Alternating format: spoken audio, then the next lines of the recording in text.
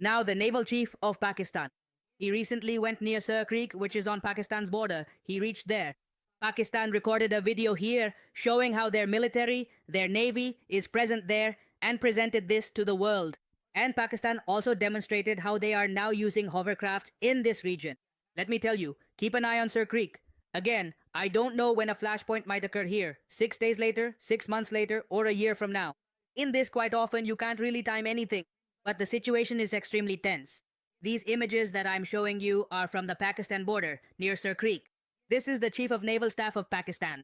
These are the new hovercrafts that Pakistan has purchased from the UK, which Pakistan could potentially use against India in warfare. And I will tell you in this video why Pakistan has purchased these hovercrafts. First of all, I want to show you the 1-minute video that Pakistan has released. From this, you'll be able to understand to what extent Pakistan has built up its military near Sir Creek. And if in case you are watching a video on this topic for the first time, let me tell you Sir Creek is located in Gujarat and it is a part of India. We used to call it Banganga. Later, the British named it Sir Creek. It is a marshy area. Pakistan claims this area, and in the last 6 to 8 months, Pakistan has significantly increased its military buildup in this area. The area near Sir Creek that belongs to Pakistan now has their military deployed there. And the video I am about to show you will let you see to what extent Pakistan is present here. Now, this is a frame from the start of the video, and I am pausing it there. At the beginning, notice that they show a badge here, and it says 31st Creeks Battalion on it. Pakistan has literally dedicated an entire battalion for the Creek region.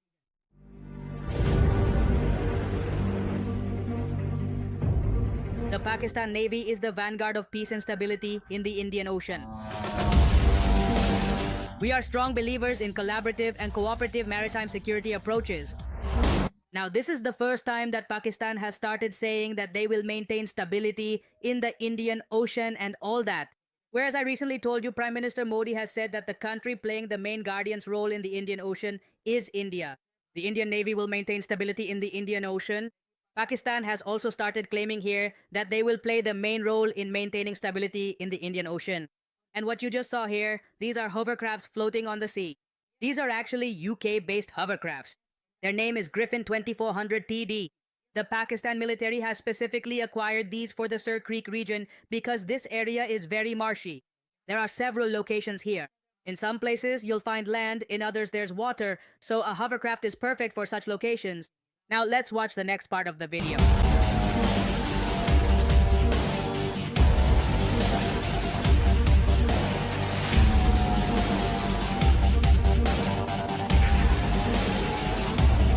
It can obviously swim in the sea, but apart from that, it can also go quite far on land.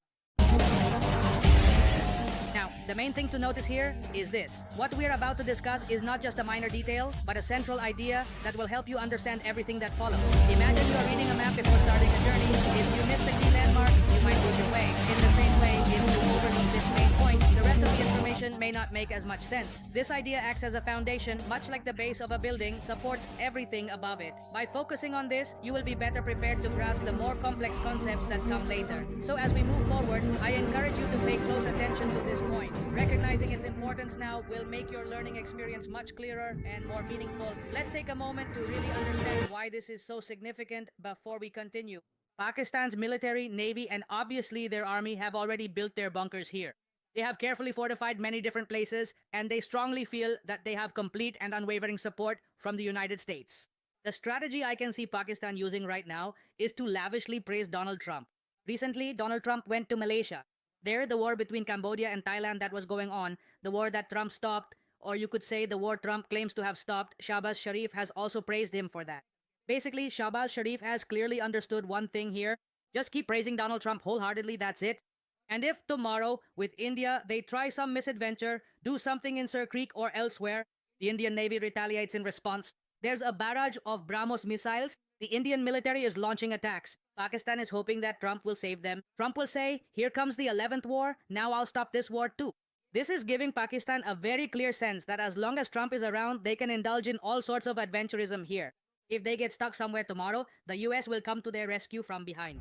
And you might also ask here why Pakistan keeps showcasing these hovercrafts so much in their videos again and again.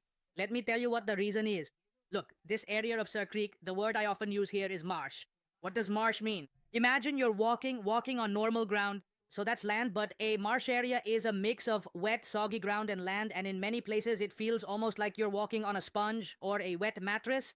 That's why it's difficult to walk on marshy areas, even to just stand there, and there are no settlements here. Building houses or, establishing human settlements in this area is extremely difficult. I mean, you might find a few patches of land here and there. Someone can stand there for a while, but it's quite risky for the most part. Alright, a person can still walk here, but you need to know where you're navigating, where you're going. If you look at hovercraft technology, a hovercraft never actually touches the surface properly, whether it's moving over water or land. It glides over the surface. Now, how does it do this? The technology here is that this motor you see here, this part, it sucks in air from above and continuously releases that air below here so that